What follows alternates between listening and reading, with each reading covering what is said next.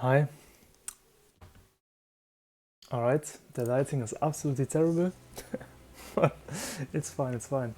Okay, Twink leveling. Now, for all of you that played at least some hours in this game, you probably know that leveling a new character is not a hassle, like compared to most other games, right? If I were to compare it to Path of Exile, for example, if you level a new character, nothing you do while leveling that character has any meaningful impact to your endgame. So it feels like entirely useless. So you want to skip it as fast as possible, right? In this game, you farm the same resources, you get items you can max out if you want, the items can roll the same mods. So currently, twin leveling, I don't know, it's not a bad thing, so it's not something you have to skip or anything. However, even though, I mean, on your first playthrough, the game probably feels somewhat hard, bosses were probably challenging, here and there you just went back and farmed some stuff to try them again or run out of food or something like that. For sure it was for me. It was for me like that, for sure.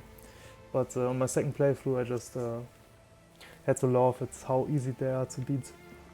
If you got an idea of what mods are important, what attributes to max out, right? However, I want to level a new character and I was thinking, what can I give my character to completely obliterate the campaign, right? And obviously, we have XP potions. Leveling in total doesn't take too long, that aside, but in terms of gear, we have XP potions first of all, which is not gear, nice, but we have the XP ring, that's kind of a no-brainer I think. We have the speed ring, yeah, it's not maxed out, and the reses are kind of useless. I mean, who needs ice reses at this point, at this time, but we have the speed ring, we have the XP ring, and we have another speed ring, right? So those are kind of no-brainers. Then the items here. Now, items are level gated, right? So if I'm playing on my main character and I loot items, they're mostly already item level 12. Or not item level 12, but the item is level 12, upgraded to level 12, however you call it, right? And then it's required level 13 or 19 or something, so I can't give that to my alts. What I could do is just create my alts, find gear like this, and then go back to my main realm and craft on it, right? I could, because I'm a big, I love creating new realms. I have enough, finally, but I love creating new realms because the more realms you have, the more dailies and weeklies you have, which are, if you have the time for it, but also the more vendors you have. For example, even this vendor, if you click on buy, it resets daily, right? So you can check, oh, this helmet has focus gain increase, for example. If I'm looking for a mesh helmet, that would be cool because I like the mods on the helmets. Maybe I find gloves with increased attack speed, for example, now. Or maybe pants with increased movement speed. Nothing here, right? So, yeah. But the more realms I have, the more daily resets I have on vendors, the more opportunities I have for items that I'm looking for. Also, this guy sells a ring every time, right? Does he every time sell a ring? I'm not sure. Then there's Finley, top in town, which I haven't unlocked on this realm yet. Sells a bunch of gear. This guy sells, you know that stuff, right? So in terms of gear, I could, well, what can I do if I want to create a new character and immediately have this character have cool gear? Well, either I find gear first on this character and then craft on it, but then I don't have cool facets, or I go on my main character and spam craft items that I want, because sometimes they roll on level 4 or something, right? So if I were to hit an item that is only level 4 with a cool facet, there I have my item, I can already craft on it and give it to my new character. This can work, but I entirely skipped this step because I just wanted to create a new character. And it's so fast. I mean, how long did I play this character now? Like an hour, maybe 1 hour and a half, and I'm level 11, right? So that's not a big deal. But not the big part, apart from crafting tools, obviously. But no, the big parts. Weapons are not level gated. Weapons are entirely not level gated. Weapons only have stat requirements, and those stat requirements only affect the damage the weapon does. So it deals reduced damage if you don't have enough stats, right? However, I just gave my level 1 character this weapon. Sadly, it's level 11 already, the character. But boy, oh boy. I mean, you're kind of broke in this game, in the late game, if you have a weapon like this anyway. But to run around with this as level 1, this was entirely fun. I was giga surprised when yesterday my weeklies, I accepted my weeklies and I just was like, how much damage do I deal to those guys, right? I was kind of, wasn't know what to expect, but let's see. Siren Song is not interesting. The Swamp Rises perhaps. Yeah, I can sprint there, maybe. Let's see, let's just sprint there.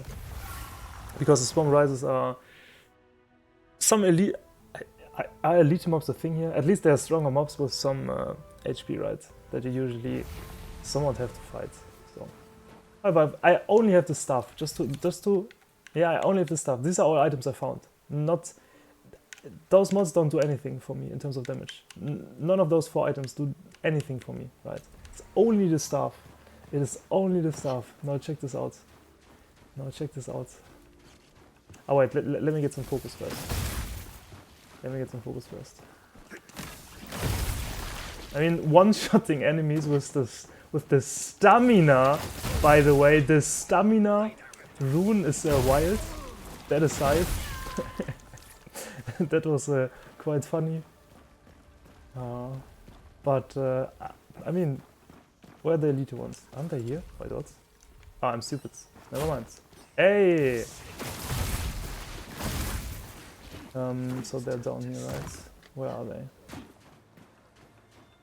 Aha! Okay, big guy. I mean...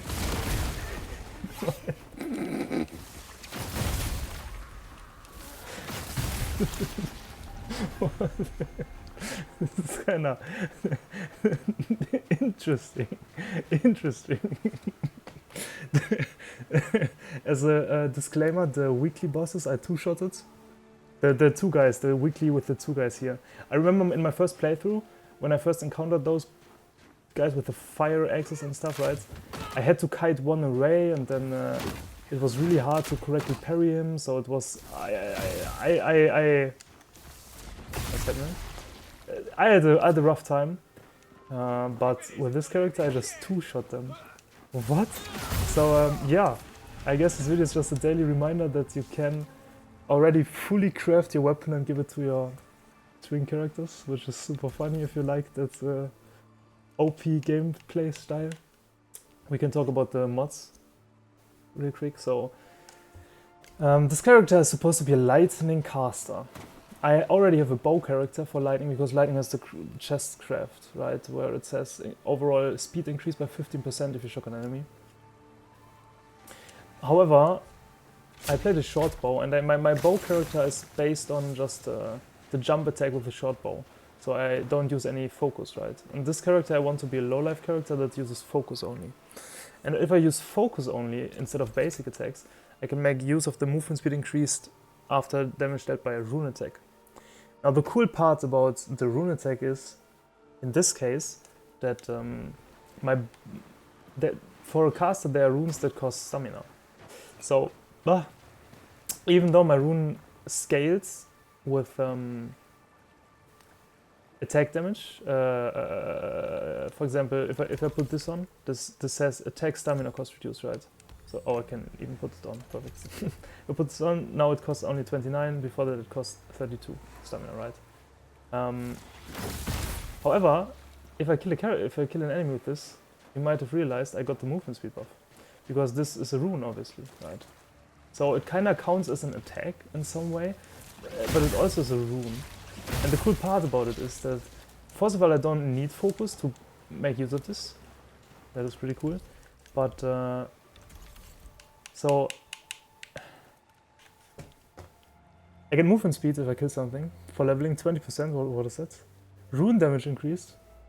My basic attack in this case is a rune. Also, it's not my basic attack, but it's a rune attack, right? But it costs stamina. So that is increased. So, and then focus on fatality. What you could do is health on kill or health on fatality, for example. But fatality also triggered when a character is killed with a charged attack or a rune attack. Now, if you're playing great swords, for example, well, you have to charge your attack, if that is even possible with a great sword, or kill it with a rune attack. But with this one, this is kind of my basic attack. I treat it as my basic attack, right? But it is also a rune attack, so it always triggers fatality. So I could go health on fatality, focus on fatality. And that is that. Maybe the facet, right? The reason I chose this staff, the caretakers, I crafted for that is just because it looks cool. I mean, if I move around, my gear now looks scuffed. I want to have gear that looks cool, obviously. But it's a big staff with some big clunk on the end. So I think it looks kind of cool compared to the other staffs. I like it a lot. If you run around, it's super cool. Maybe the male character holds it a bit cooler now that I look at it. But yeah, I think it's quite cool. This is why I crafted a few till I hit this facet, because keep in mind damage increased. This is local, so most mods in this games are like physical damage increased by 4%, right? Like this. So if I go for lightning damage, I have armor penetration, I have increased lightning damage, and I have crit chance, right? So if my attack crits, it deals 125% damage. So my damage it's 25% more damage in a way, right? If it crits. Every other type, then there's armor pen regarding the enemy resistances, obviously, and then any other type of damage, like increased lightning damage, increased physical damage, stuff like that. In most cases, except for some weird ways of infusions, those are just increases. However, this damage increased on the local item facet only applies to the generic base damage of the item. So it's not, in PoE terms it wouldn't be damage increase, it would be more damage in a way. Because it gets applied to the base damage, and then this base damage gets increased by all the other increases. So we have a multiplier here towards the other increases, and not an addition towards the other increases. So increased damage, and I believe it's 20%, even not even 10%, it's 20% increase. Increased damage here is super cool, and you can either hit mundane or heavy, I believe. Mundane is focus gain reduced, and heavy is, I believe, attack stamina cost reduced. Now the cool part increased. The cool part is focus gain reduced. Sounds awkward if you're playing a focus build, but since it's local, it's only about the focus you gain when you basic attack with your staff, and I believe the rune as well here. But if you have a lot of mods like gain focus on fatality or gain focus on inflicting any status, it doesn't matter that you have this mod. This mod is only local towards the weapon, and it doesn't have anything to do with your focus on fatality, focus on kill and stuff like that. So yeah. So it's 20% more damage as a facet. So look out for this, really cool. If you wanna truly min-max something, and obviously lifesteal, because if you saw me, I'm level 11, I only have this weapon, so I didn't deal, obviously I dealt less damage when I was level 1, because I put some points in faith, but if you deal 100 damage with the basic attack, right, and you have 12% lifesteal, I think it has some diminishing returns, but yeah, basically you are full life the entire time. So yeah, that's that. Let's see. I attack him. I get only 3 health, I guess, but I mean it's enough. And I'm only gonna deal more damage, right? So yeah, that's all for the video. There's not much to talk about, I think, but yeah, that's that. And thanks for watching, guys, or maybe, hopefully you got something out of this, and enjoy your time. Have a great day, evening, week, what life, or till next one. Bye.